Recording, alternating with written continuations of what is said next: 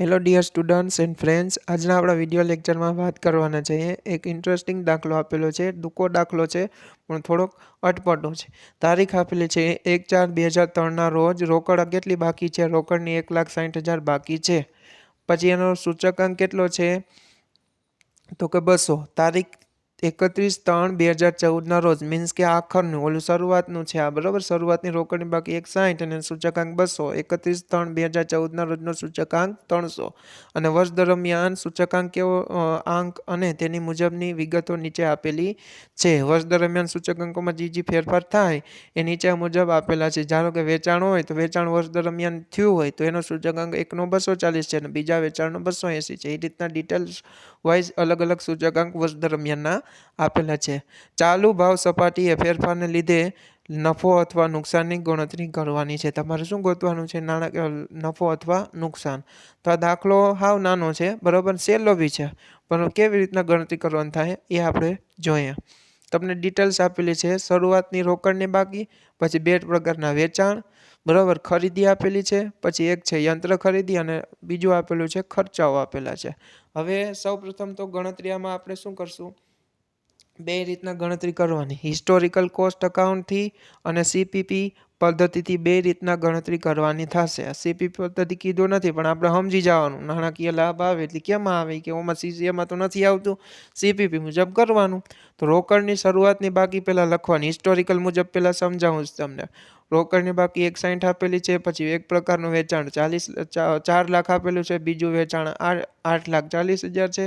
બંનેનો પ્લસ કરી દો. વેચાણ કરો ને તો રોકડ આવે એટલે વેચાણ બેયને પ્લસ કર્યા છે, ખાસ ધ્યાન રાખજો. પછી 14 લાખ તમારો જવાબ આવશે. ખરીદી કરો તો રોકડ જાય તો રોકડ 14 લાખમાંથી ખરીદીના 6,20,000 બાદ કર્યા છે. પછી બીજું યંત્ર ખરીદી કરશો તો પૈસા જાય એટલે બાદ કર્યા છે 4,20,000. જવાબ આવશે 3,60,000. પછી ખર્ચા કરો તો બી રોકડ જાય, પૈસા જાય એટલે 2,80,000. એટલે તમારો છેલ્લે નફો કેટલો આવશે? તો કે હિસ્ટોરિકલ કોસ્ટથી તો કે 80,000. આ જ કેલ્ક્યુલેશન છે એક જ વાર કરો ને બાજુમાં CPP મેથડથી કેલ્ક્યુલેશન કરેલું છે. CPPનો આધાર કોણ? તો કે હિસ્ટોરિકલમાં જે રકમ હોય એ આધારે તમારે ગણતરી કરવાની થાય. તો પેલી રોકડ આપેલી શરૂઆતની 160, બરાબર, ગુણ્યા 300. 300 શું કામ લખ્યા તમને ખ્યાલ છે? CPP મેથડ આવે એટલે આખરનો ઇન્ડેક્સ લખવાનો 300, એને ભાગ્યા 200 શું કામ કર્યા? તો 200 છે શરૂઆતનો ઇન્ડેક્સ કોડ છે એટલે 200 અને બાકી છે એ શરૂઆતની છે એટલે 200 કર્યા એટલે જવાબ આવશે 2,40,000. પછી વેચાણ આપેલું છે 4 લાખ ગુણ્યા 300. 300 બધા એમાં કોમન તરીકે છે એટલે એ મારે હવે કેવું ના પડે.